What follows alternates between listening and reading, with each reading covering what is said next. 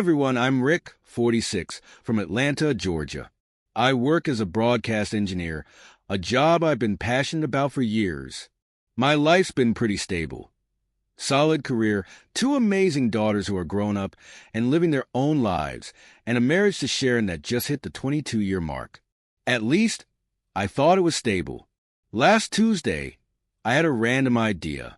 Sharon works at our church as a secretary, and I figured I'd surprise her during her lunch break. It wasn't anything major, just something small to brighten her day. Grab her favorite sandwich from a local deli and drop by for a quick chat. Atlanta, weather being what it is, it started pouring out of nowhere. I parked near the side entrance of the church, dashed inside, and shook the rain off my jacket. I was heading towards Sharon's office when I heard voices coming from Reverend Bob's office. Now, Bob's been our pastor for years, a friendly, approachable guy who's known us forever. Sharon's voice was unmistakable. She was laughing, but something about the tone was off. I froze for a second, thinking maybe it was just my imagination. Then I heard it. Sharon mentioned something about meeting Monday night and the Whirlpool Suite. The way she said it made my stomach drop. Before I could process what I was hearing, there were unmistakable sounds, intimate sounds, that confirmed what I didn't want to believe. I felt like I'd been sucker punched. My first instinct was to burst in there and confront them both, but something held me back. I couldn't do it, not in that moment. I left the church the same way I came in, unnoticed. The rain kept coming down hard as I sat in my car, gripping the steering wheel. My mind was racing, my chest felt tight, and I could barely catch my breath. When I finally drove home, the house felt emptier than ever. I made coffee, sat on the patio, and tried to make sense of what just happened. The woman I'd trusted completely for over 2 decades was betraying me with our pastor. It felt surreal, like some twisted nightmare. My hands shook as I sipped my coffee. I wasn't angry yet, just numb. Sharon came home that evening like nothing had happened. She even smiled when she saw me and kissed my cheek. I played along, but I couldn't look her in the eyes for long. She chatted about her day, completely unaware that I knew the truth. That hurt more than anything. I decided not to confront her, not yet. I needed to know how deep this ran. Was it a fling? Something long-term? I couldn't accuse her without evidence. All I knew was that everything I thought I knew about my marriage was a lie. That night, I barely slept. Sharon was right beside me, scrolling through her phone like it was any other evening. I kept stealing glances at her, wondering how she could act so normal. My mind kept replaying what I heard at the church. I didn't know what to do, so I just stayed quiet. The next morning, Sharon left for work early. I waited until I was sure she was gone, then grabbed a small notebook from the drawer in my office. I needed to start piecing things together. First step, check her schedule. She'd always been meticulous about keeping her planner updated. It was like a map to her life. Sure enough, Monday night was marked as church meeting, admin tasks. My stomach turned just seeing it. I snapped a photo of the page and put everything back exactly how I found it. That day, I played the role of the loving husband. I texted Sharon during her lunch break, asking how her day was. Her reply? A cheerful, busy but good. How's your day? It felt so fake knowing what I knew. I started to question everything. The night she came home late, the weekend she said she had church duties. Was this affair something new, or had I been blind to it all along? I wasn't ready to make a move yet. I needed more. I wasn't going to confront her without hard proof. For now, I'd play it cool and keep digging. This was just the beginning. The next few days felt like living in a fog. Sharon went about her usual routine, completely unaware of the storm brewing in my head. I kept it together, smiling, nodding, making small talk, but inside, I was crumbling. On Thursday, I decided to take a step further.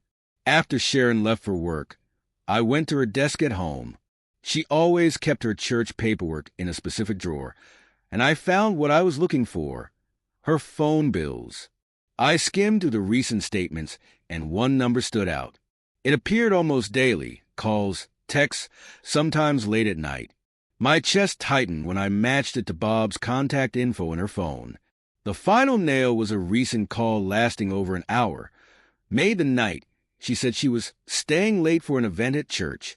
My hand shook as I snapped photos of the bill. This wasn't just a mistake or misunderstanding. This was a pattern. That evening, Sharon came home like nothing had changed. She kissed me on the cheek, made dinner, and told me about a volunteer project she was organizing. I nodded along, but inside, I was boiling. I'd uncovered more than enough to confirm my worst fears. The question wasn't if I would confront her. It was when. For now, I kept my cool. Timing was everything BY Saturday. I couldn't hold it in anymore. Sharon was in the kitchen making breakfast, humming along to some old song on the radio. It was such a normal scene, but I couldn't stop thinking about what I'd uncovered. I sat down at the table, watching her closely. "Sharon," I said, my voice steady but firm. She turned, spatula in hand, and smiled. "Yeah. Have you been spending a lot of time with Pastor Bob lately?" Her expression froze for a split second, then softened. "Of course. We're working on the fundraiser together. You know that." "Just the fundraiser?" I asked, locking eyes with her. She blinked, her smile faltering. "What's this about, Rick? You're acting strange." I let her stew for a moment, then leaned forward. "I heard something the other day when I stopped by the church. You and Bob in his office." Her face paled, but she quickly recovered. "Rick, what are you talking about? I don't know what you think you heard, but—" "Stop lying." I cut in, my voice sharper now. "I heard everything. The whirlpool's sweet, Sharon. Don't insult me by pretending." Her mouth opened, then closed again. She turned off the stove and stood there, gripping the counter. "Rick, it's not what you think," she finally muttered. "It was just a misunderstanding." "Then explain it," I said, my heart pounding.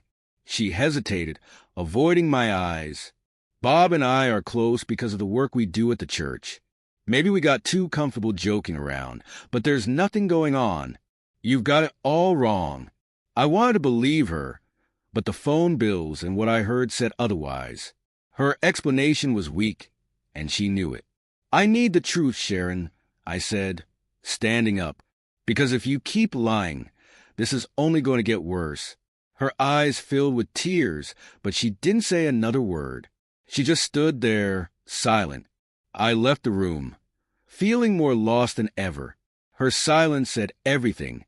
After our tense conversation, Sharon became unusually quiet around me. She wasn't her usual chatty self at dinner, and she avoided looking me in the eyes. I could tell she was rattled, but I wasn't about to let her off the hook. Sunday rolled around, and Sharon headed to church early like always. I decided to skip the service. Not that I could face Bob without losing my temper. Instead, I stayed home and started going through her things again. This time, I checked her laptop. She'd always been careless about leaving it unlocked. Sure enough, I found an email thread between her and Bob. It was mostly casual at first, talk about church events, fundraisers, and scheduling, but as I scrolled back further, the tone shifted. There were messages that made my blood boil. "Monday night was amazing. I can't stop thinking about you. I missed you at the meeting today. Wish we had more time alone." There it was, in black and white. She hadn't just lied to me. She'd woven an entire life with him behind my back. I felt sick. My hands trembled as I snapped pictures of emails with my phone. When Sharon came home that afternoon, she acted like nothing had happened.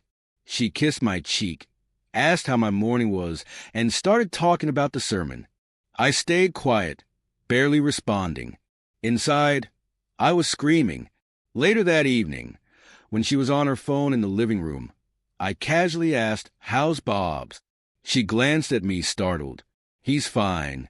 "Why do you ask?" I shrugged, just wondering. "You two seem pretty close these days." Her face turned red, and I could see the gears turning in her head. "Rick, I already told you. There's nothing going on. Then why are you emailing him about how amazing Monday night was?" I said, my voice calm but sharp, her face drained of color. You went through my emails," she stammered.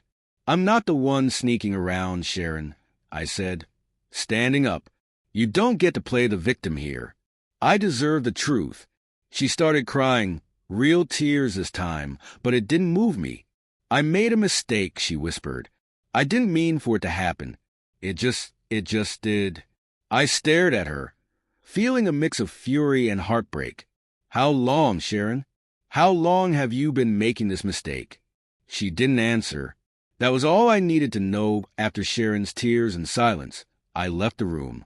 I needed space to think, to breathe.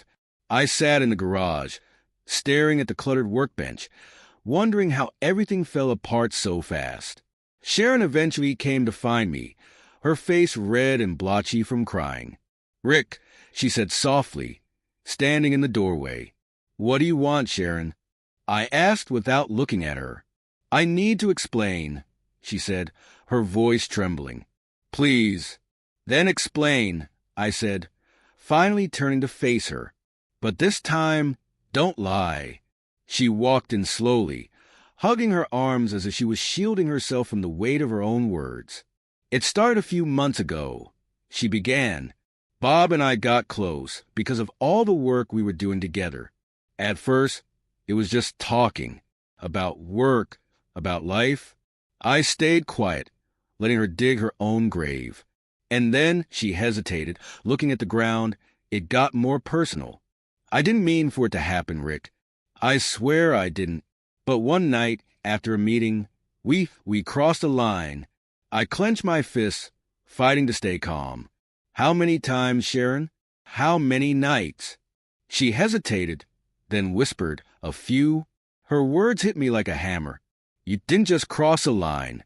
You obliterated it," I said, my voice tight with anger. "You betrayed me, Sharon. You betrayed us." "I know," she said, tears streaming down her face. "I hate myself for it. I wasn't thinking straight. Don't," I interrupted. "Don't you dare make excuses."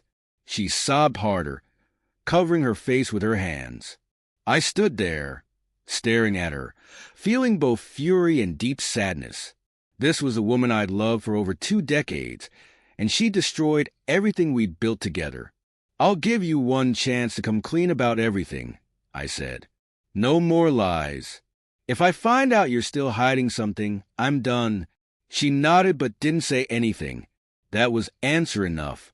I turned and walked out, needing to get away before I said or did something I'd regret. It was clear now. Sharon and I were standing on the edge of something we might not come back from that night. I barely spoke to Sharon. She stayed in the living room while I sat in the bedroom, staring at my phone. My mind raced with what to do next. Part of me wanted to pack her bags and throw them on the lawn, but another part knew I needed to play this smart.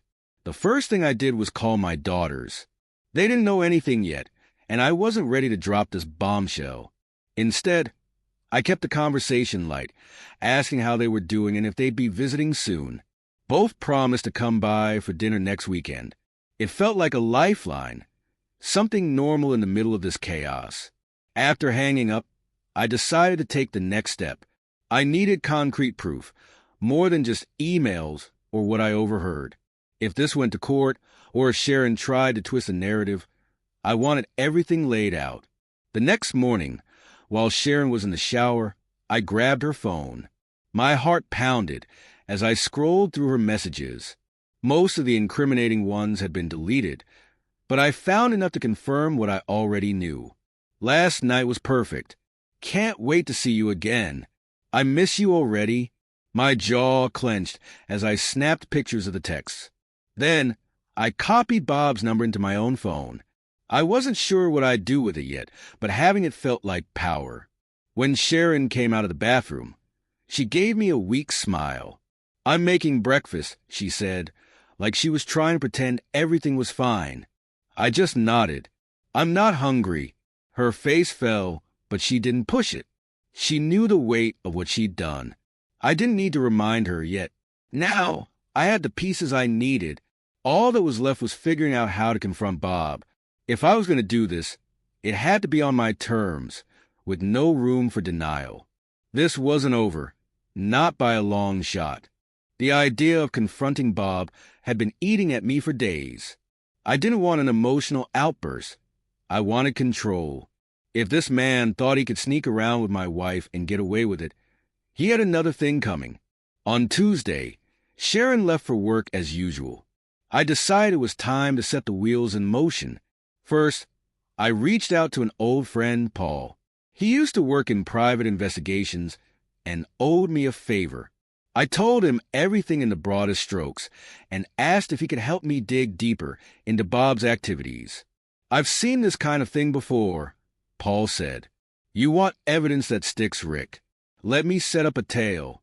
If he's meeting her outside the church, we'll know." I felt a grim satisfaction hearing those words. "Do it," I said. The next step was harder.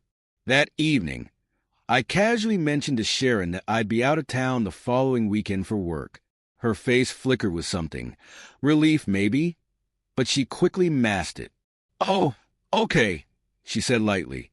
"Where are you headed?" "Just a broadcast convention," I lied. "I'll be back Sunday night." "Sounds nice," she said, avoiding eye contact. It was exactly what I needed to hear. If she thought I was gone, there was a good chance she'd use that time to see Bob. The plan was simple.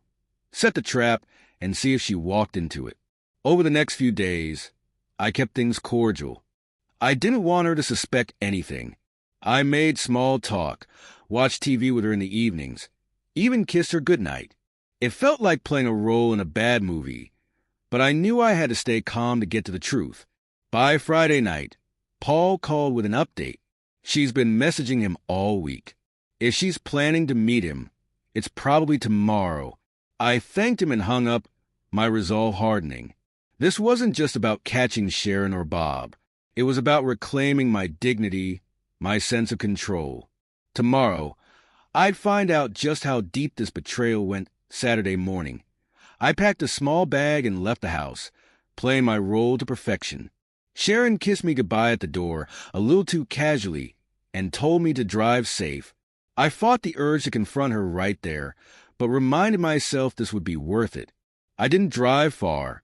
Paul had set up surveillance on Bob's usual haunts, his house, the church, and a few hotels in the area. I parked at a diner about 10 minutes from the church, sipping bad coffee and waiting for his call. At 1:47 p.m., my phone buzzed. "They're meeting at the Midtown Inn," Paul said. She just pulled into the lot. I felt a mix of rage and relief. Finally, I had them. "I'm on my way," I said, grabbing my keys.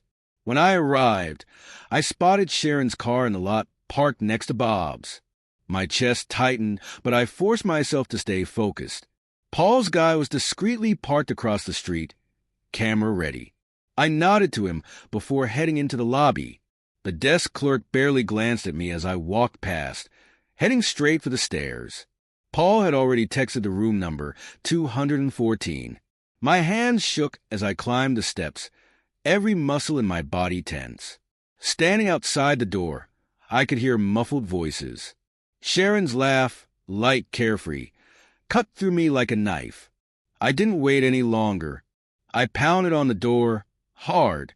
"Housekeeping," I said, my voice dripping with sarcasm. There was a panicked shuffle inside, followed by silence. I pounded again. "Open the door, Bob.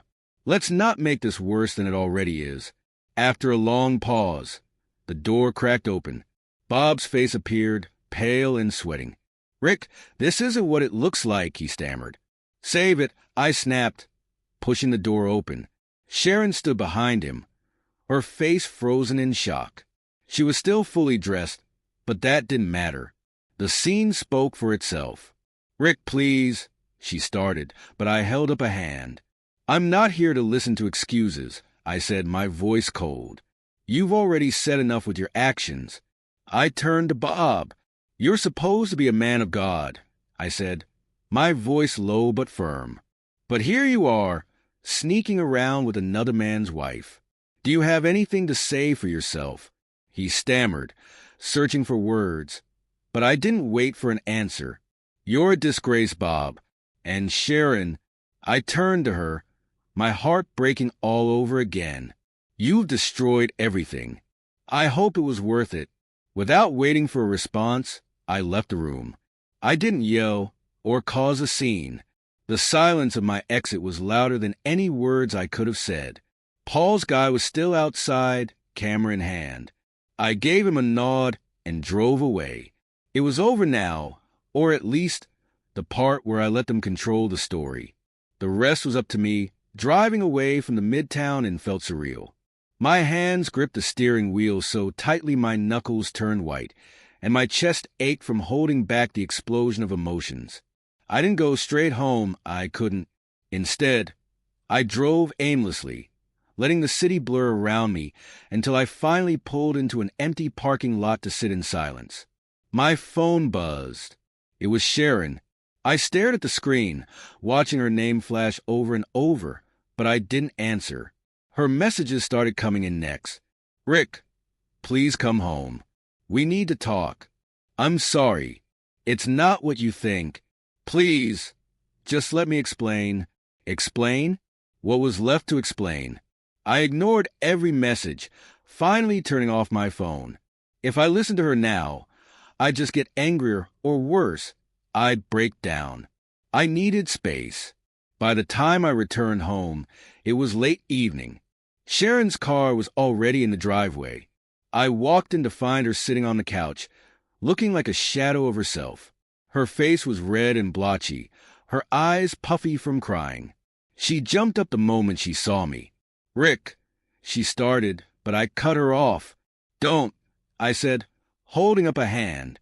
Don't say anything right now. I can't even look at you. She froze, tears streaming down her face. Rick, I know I hurt you, but we can work through this. Please, just let me.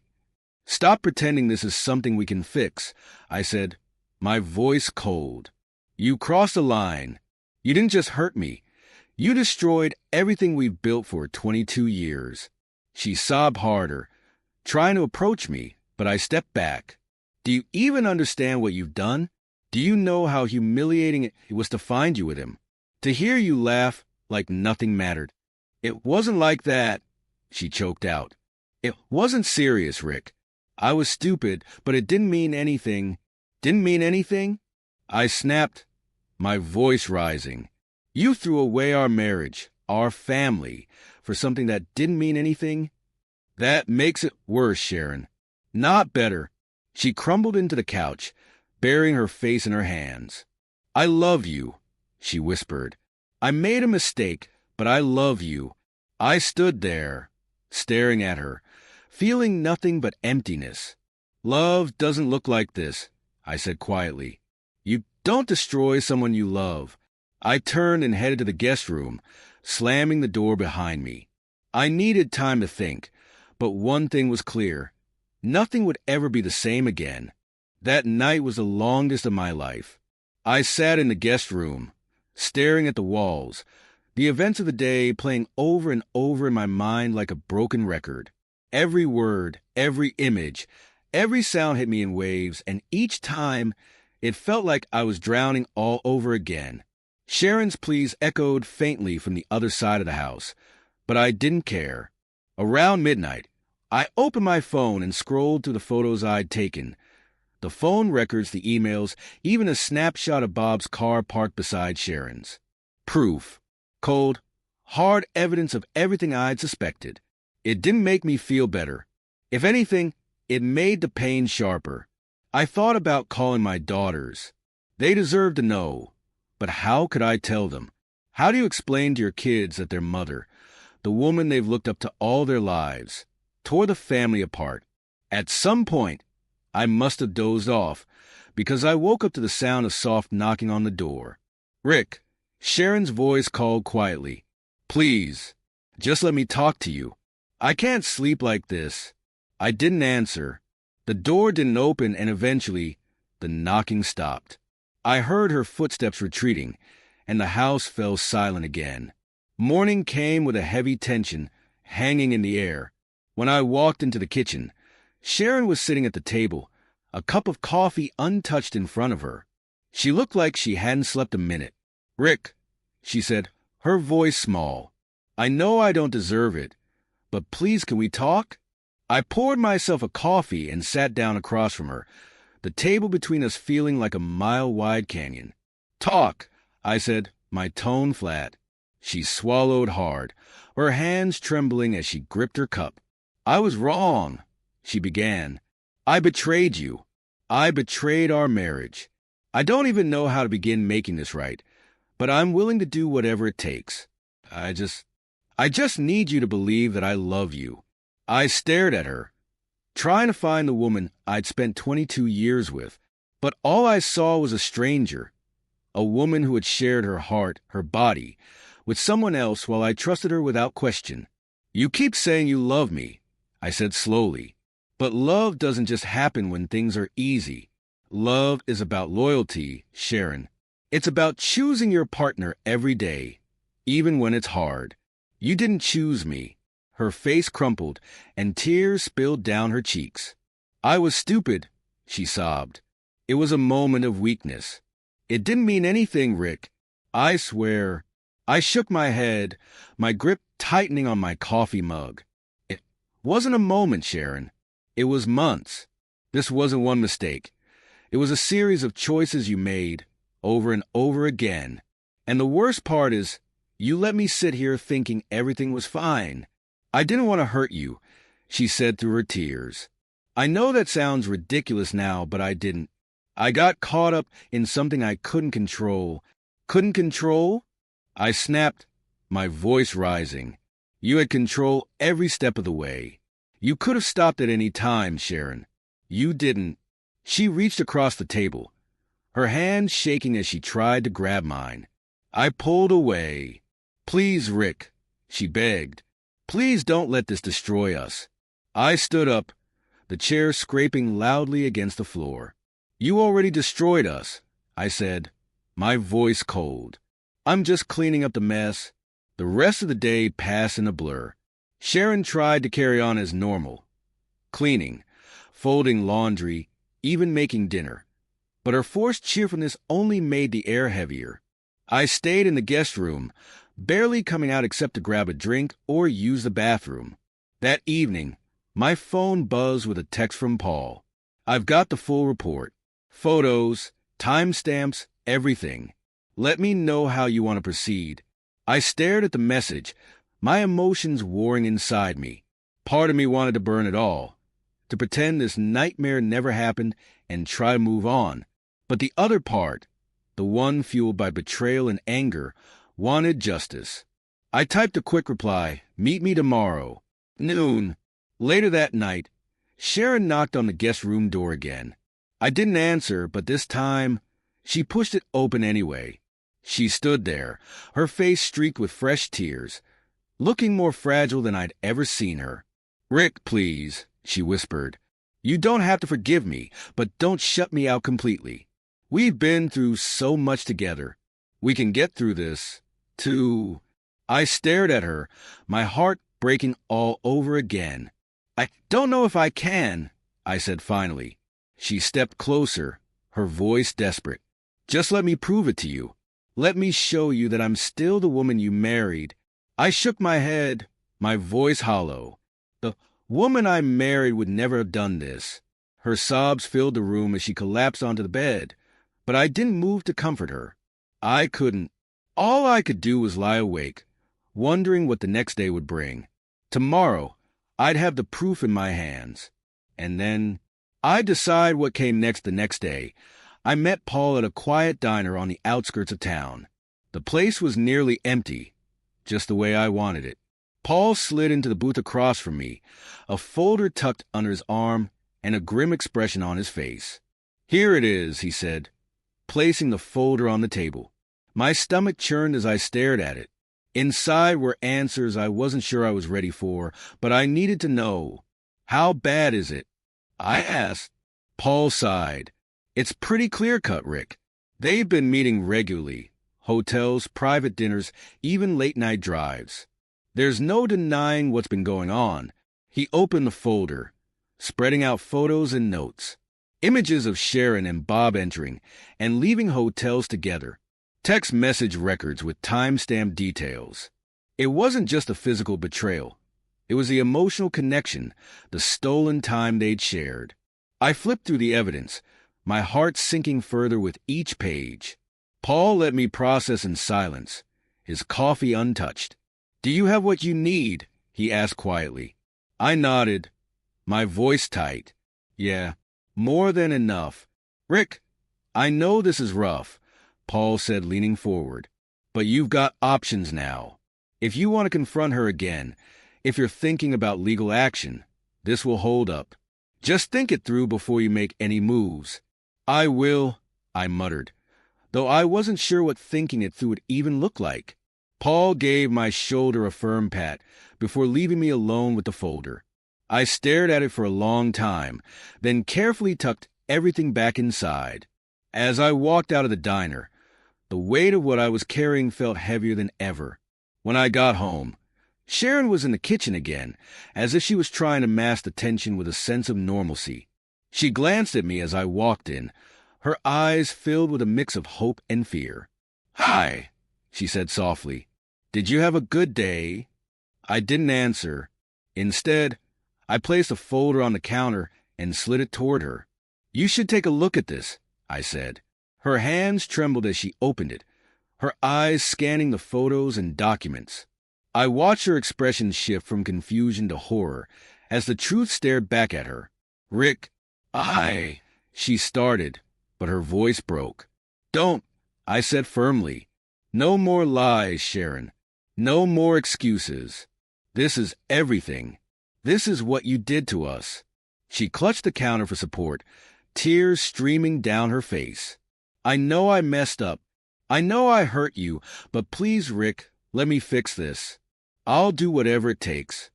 I shook my head, my anger bubbling to the surface.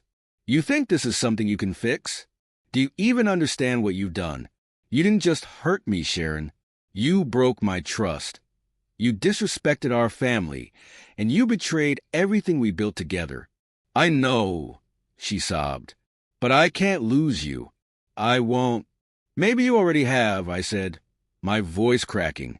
"I don't know if there's anything left to save." That night, I slept in the guest room again, but Sharon's cries echoed through the house. I felt no comfort, no relief. The evidence had given me clarity, but it didn't make the pain go away. If anything, it made it worse, because now there was no doubt. In the morning, I made a decision.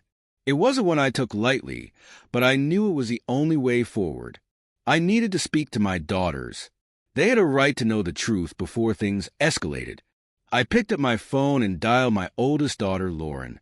When she answered, her voice was cheerful, completely unaware of the storm about to hit. "Hey, Dad. What's up?" "Lauren," I said, my voice heavy, "I need you and your sister to come over tonight. There's something I need to talk to you about." Her tone shifted instantly. "Is everything okay?" "No," I admitted, "but I'll explain everything when you're here. Just bring Emily and come after dinner." "Okay," she said, worry lacing her voice. "We'll be there." As I hung up, a lump formed in my throat. I wasn't just ending a chapter of my life. I was dragging my family into the wreckage. But they deserved the truth, no matter how painful it was. Tonight, I'd face them. And after that, I'd decide what to do about Sharon. The house was unnervingly quiet as I waited for Lauren and Emily to arrive. Sharon had locked herself in the bedroom, leaving me alone in the living room with nothing but the sound of the clock ticking on the wall. I sat on the couch, staring at the folder on the coffee table, my stomach churning at the thought of what I was about to do. At 7:15 p.m., the doorbell rang. I opened the door to find Lauren and Emily standing there, their faces clouded with concern. "Dad, what's going on?" Lauren asked immediately, stepping inside. Emily followed, her voice quieter but equally worried. "You sounded upset on the phone." I gestured for them to sit. "Let's talk in the living room," I said, my voice heavier than I intended.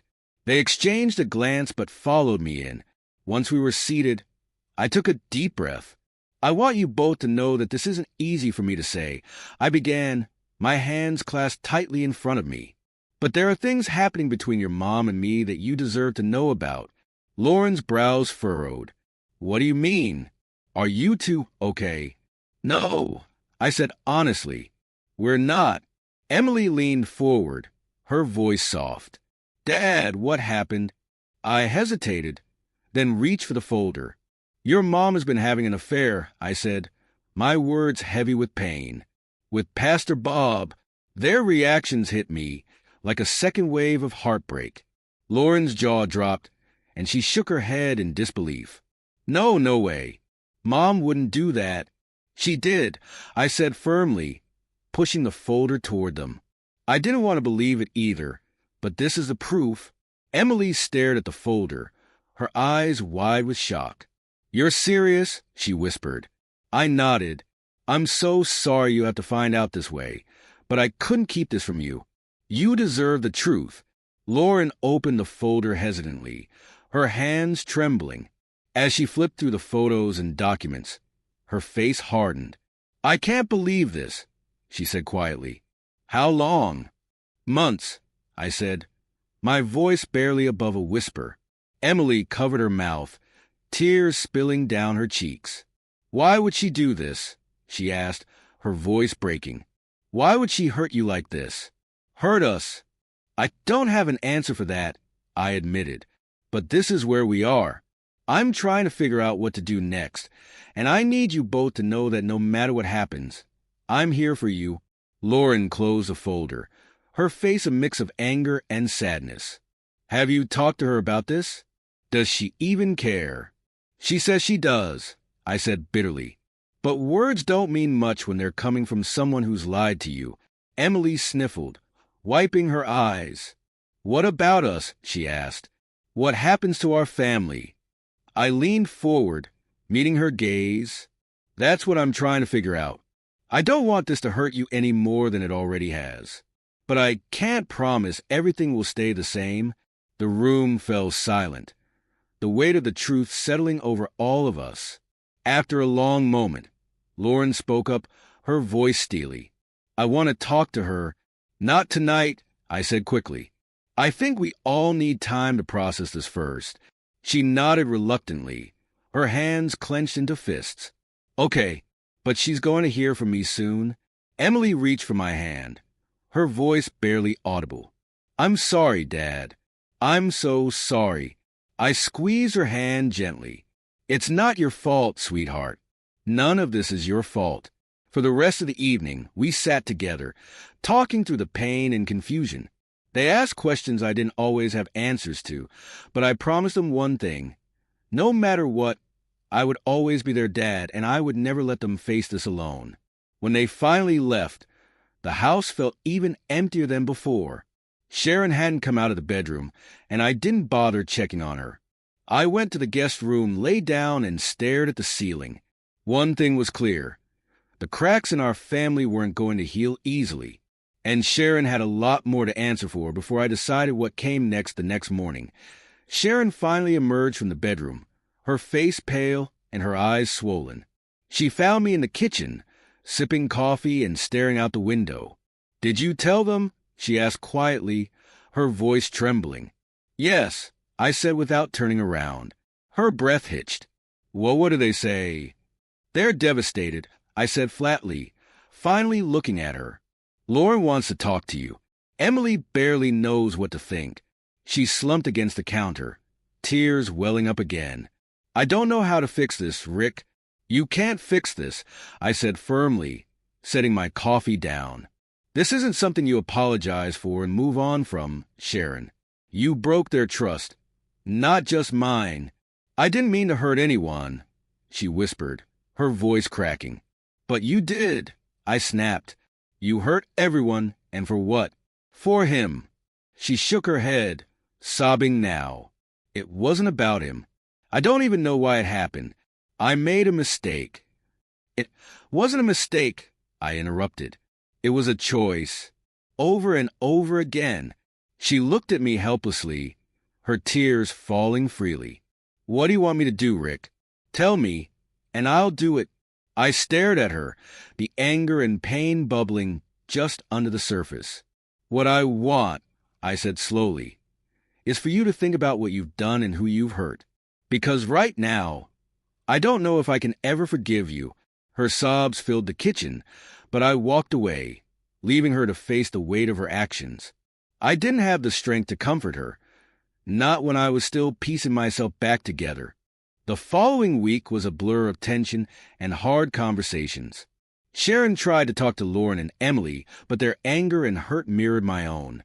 Lauren refused to stay long during their talk, leaving the house in tears, while Emily asked Sharon, "Why wasn't Dad enough for you?"